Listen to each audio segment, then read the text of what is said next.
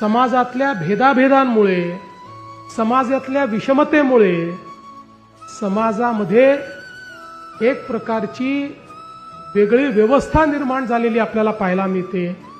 अशा परिस्थितीमध्ये संपूर्ण समाजाला एका सूत्रामध्ये बांधण्याचं काम जर कोणी केलं असेल तर ते सर्वज्ञ श्री चक्रधर स्वामींनी केलं।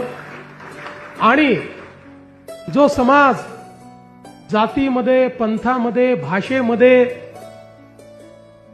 उच्च नीच अशा प्रकारच्या वेगवेगळ्या दऱ्यांमध्ये विभागलेला होता, त्या संपूर्ण समाजाला या महानुभाव विचाराने एकत्रित केलं।